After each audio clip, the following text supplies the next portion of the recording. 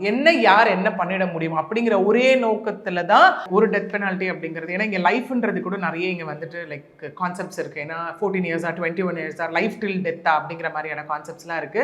So அது நிறைய பேருக்கு டவுட் இருக்கு. அதெல்லாம் 2 மரண தண்டனை, அது என்ன சாகும் வரை தூக்கு அப்படிங்கிற மாதிரிலாம். எப்படி அவங்க தூக்குன்ற போது அவங்க இறந்து போயிடுவாங்க. டபுள் சென்டென்ஸ் தான், ஒரு வாட்டி இறந்தவங்களை எப்படி திரும்ப 2வது வாட்டி வந்துட்டு இது பண்ண முடியும் அப்படிங்கிற மாதிரி இருக்கு. See இங்க as per provision நம்ம இங்க பார்த்தோம் அப்படின்னா டபுள் டெத் சென்டென்ஸ் அப்படிங்கிறது இங்க ப்ரொவிஷன்ல சொல்லப்பட்ட ஒரு விஷயம் தான் இந்த இடத்துல. ஓகே, ஏன்னா இப்போ நமக்கு இருக்கு இங்க சொல்லப்பட்ட விஷயமே நம்ம வந்து ஒரு ஓவரால் ஒரு விஷயம் பார்த்தோம் அப்படின்னா எல்லாமே ஆஸ் பர் செக்ஷன் தான். செக்ஷன்ல வந்து என்ன பனிஷ்மெண்ட் கொடுக்கப்பட்டிருக்கோ அதை பொறுத்தான விஷயங்கள் இங்க மாறும். ஏன்னா இங்க லைக் அங்க கோர்ட்ல இருந்து வெளில வந்துட்டு அவங்க லைக் வழக்கறிஞர் அவர்கள் கொடுக்கும் போதே நம்ம பார்க்கும்போது கவர்மெண்ட் சைட் கொடுக்கும் போதே நாங்கள் A1 to A5க்கு டெத் பெனால்ட்டி இருக்கும், மற்றவங்களுக்கு வந்து இம்ப்ரெசன்மெண்ட் இருக்கும் தான் நினச்சோம், லைஃப் இம்ப்ரெசன்மெண்ட். பட் எல்லாருக்கும் இங்கே தூக்கு தண்டனையானது கொடுக்கப்பட்டிருக்கு, அதுவும் இரட்டை தூக்கு தண்டனை அப்படிங்கிற ஒரு விஷயம். ஓகே இல்லையா?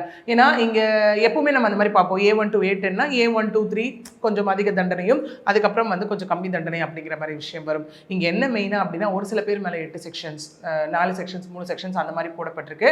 பட் எல்லாருக்கும் காமனாக இருக்கக்கூடிய ஒரு செக்ஷன் வந்து 302 லைக் ரெட் வித் 334 காமன் இன்டென்ஷனும் இருந்திருக்கு, அவங்க கொலை பண்ணியும் இருக்காங்க அந்த இடத்துல.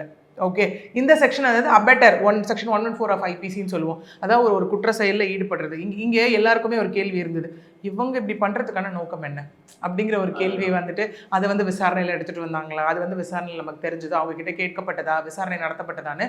இங்கே வேறு எந்த நோக்கமும் இல்லை. அதை தாண்டி நான் ஒரு அதிகாரி, that is abuse of power